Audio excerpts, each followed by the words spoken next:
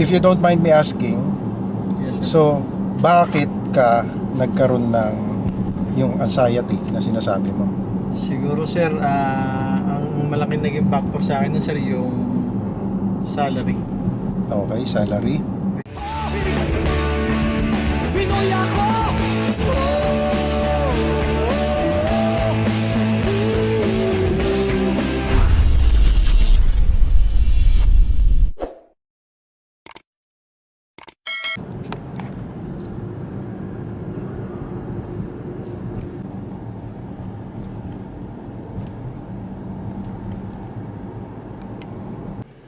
So, sir? Orlando, hindi ko alam kung nasa tamang address ako pero nandito na ako sa labas. Okay po, sige po. Palabas na po kami. Okay. Sige po, sir. Bye. Yeah.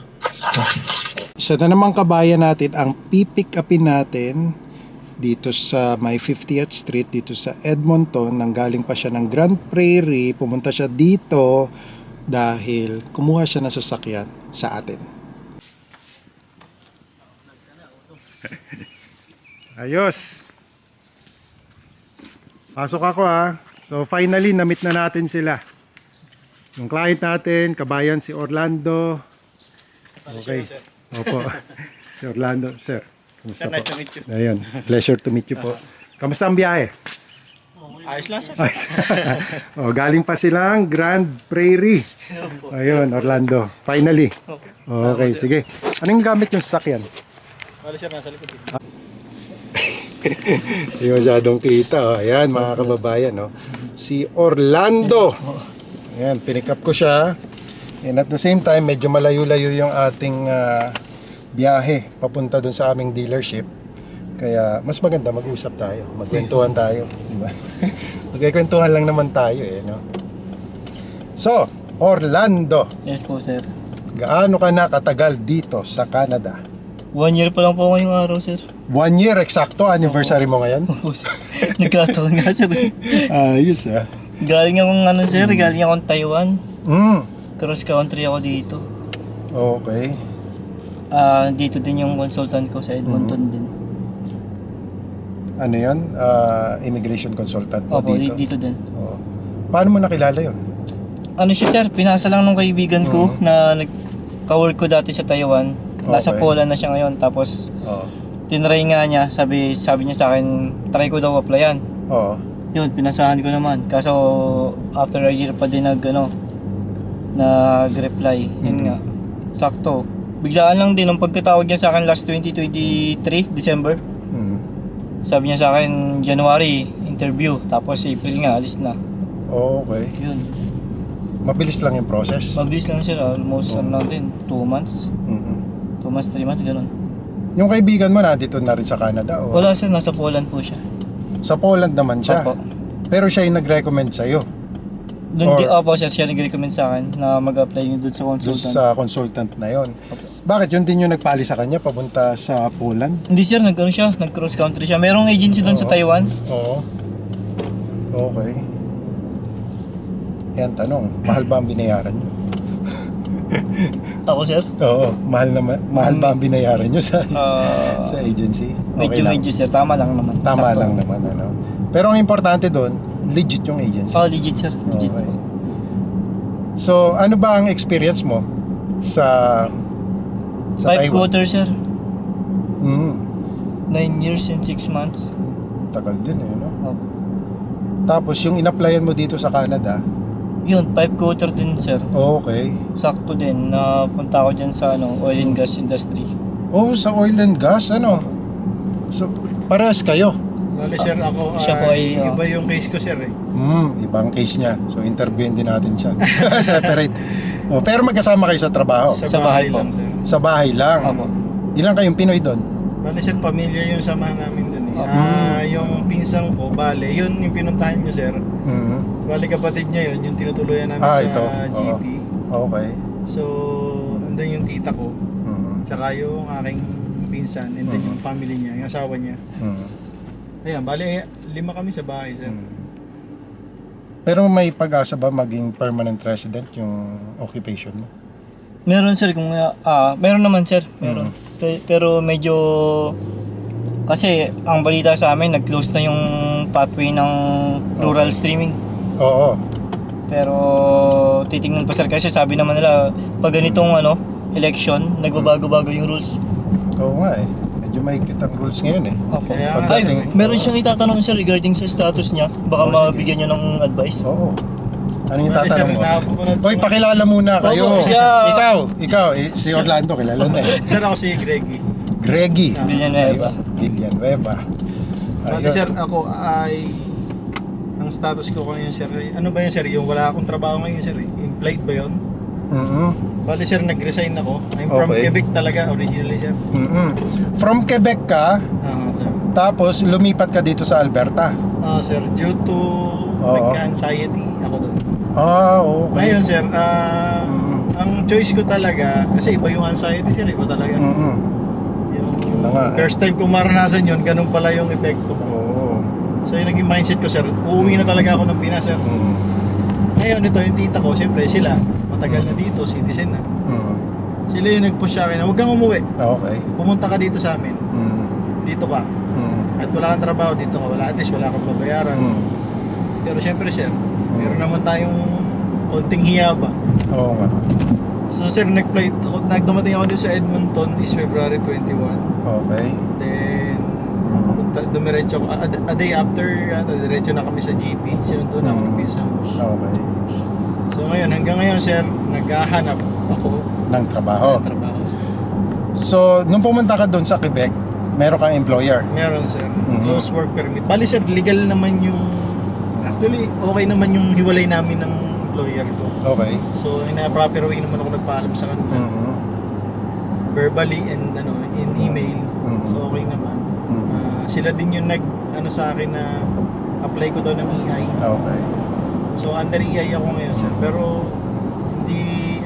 hindi ko rin inaasahan na yung in the long run na EA lang ako. Oo. Siyempre sir, gusto ko rin magkaroon ng job na Oo naman. Siyempre kailangan mo ngayon ng sir, yun trabaho. nga. Tanong ko lang kung kasi nakapanood ko sa mga Oo. vlog mo sa YouTube Mhm. na ganun sa ko, maraming baka sakali. Ay ko, baka sakali nagkataon na nandito ako, nakasama ka namin. Yun nga. Hindi ko rin nakalain na ikaw pala yung susundo sa kanya eh. So baka sakali magkaroon ako ng linaw ba? Kanina ko lang sir, sinabi, sir. mas marami kang ano eh. Mhm. Nagulat nga ako na sinabi niya sa akin na ano yung ko susundo sa akin ko. Kilala ko ito ay ko napapanood ko ito. Ayan. So first, nagpapasalamat ako sa inyo kasi pinapanood nyo yung mga vlogs ko. Oh, sir, And maganda hopefully nakakatulong yung mga sinashare nating information sa inyo. And I just wanted to know more about dun sa situation mo. If you don't mind me asking, Yes, sir. so bakit ka nagkaroon ng yung anxiety na sinasabi mo? Siguro sir, ang malaking naging factor sa akin nun, sir, yung salary. Okay, salary. Ay, maiinitan pa rin. Namatay yung ating camera kasi hindi kaya yung temperature. So pinag-uusapan namin yung nagkaroon siya ng anxiety dahil sa kanyang trabaho. Tapos bukod doon, ano yung sabi mo? Yan sir, yung siguro yung klase ng pamamaraan ba ng employer namin kung paano i-handle yung trabahador. Trabahador. So toxic kasi sir eh. Mm-hmm. So everyday, yun ang report ko sa asawa ko araw-araw. Ngayon, hindi ko na namalayan na yun na pala yun, parang start na siya ng ano ko, Okay. na-trigger na. Mm-hmm. Then na yun, one time, Mm-hmm. galing kami sa rest day, Okay. Sunday, hindi ako makahinga. Mm-hmm. As in, nag-short of breathing ako. So Okay. nagpadala ako sa ospital, thrice. Thrice ako bali twice ako nag-ambulance. Then na yun. Yung the third time ko, parang 4 days akong nagsasuffer sa ganung situation. Oo. Ngayon, eto na, sir. Bali, yung week na yon, tinry ko makasurvive na ano. Mm-hmm. Sabi ng guide ng naman tita ko, na ano ko na sa trabaho mo, dito ko na lang. So, ang advice din naman ng ibang doktor, much better talaga if may family ano ka, napapaligiran ka ng kapamilya mo ba, malaking tulong yun. So, Malaki talaga. so Malaki ngayon, yung... sir, masasabi ko naman, okay na. So at least okay ka na ngayon. Kaya lumipat ka dito, ano? Kasi Bali siya, kumbaga, dito na ako naging okay. oo. So you move closer dun sa sinasabi mo na meron kang at least close na family, Oo, sir. di ba? Makakatulong yun talaga. And nagpaalam ka naman ng maayos sa iyong employer. So pero ngayon, paano yun? Wala kang work permit ngayon Meron, sir. Bali, naka-close pa rin naman ako. dun sa employer mo sa Quebec. Oo, sir. So ang kailangan mo lang makahanap ng employer Na magbibigay na Oo. new work permit. yung work permit. So meron ka bang kakilala dito na immigration consultant? Wala, sir. Ayun. Dito sa Edmonton, meron akong kakilala na, na mga immigration consultant. Yun nga, sir. Napapanood ko nga. Ay ko, alam ko, may marami kayong ano ba. So kung napapanood mo, itutuloy natin yung usapan muna natin dito kay Kuya. Hindi matuloy-tuloy kasi kanina, itong camera ko ay nag-overheat. Kaya namamatay siya. So, doon sa pinag-usapan namin ni Kuya kanina ay yung trabaho niya. Naghahanap siya ng trabaho dito, nagkaroon siya ng sabihin natin konting anxiety, kaya lumipat siya from Quebec papunta dun sa Grand Prairie ngayon. Tinatanong ko nga siya, ba't hindi na lang siya dito sa Edmonton, di ba? Kasi parati ka rin nandito no? Oo, sir. Malimit din. Limit din dahil nga doon sa tita niya. So ngayon, naghahanap siya ng trabaho. So what I would recommend sa kanya, first, meron tayong mga kaibigan dito na mga immigration consultant na hindi naman talaga silang naniningil na tipong pipilayin nila yung mga kliyente para lang matulungan. At minsan, ito nung last month, hindi lang minsan nung last month, nagkaroon sila ng event dito, mga immigration consultants ito, 5 sila na legit registered Canadian immigration consultant, na meron silang free na something like an orientation na nagdi-discuss sila doon ng mga update sa immigration. And libre yun mga kababayan, libreng magtanong sa kanila. So hindi katulad ng iba na sisingilin ka kagad para lang mag-consult sa kanila. So ito, libre to. Kaya yan yung mga kaibigan natin na pwede nating i-recommend sa kanya. Yes. And hopefully matulungan yung kanyang situation na wala siyang trabaho sa ngayon. Ayun na nga yun talaga ang natin dito, matulungan yung mga kababayan natin.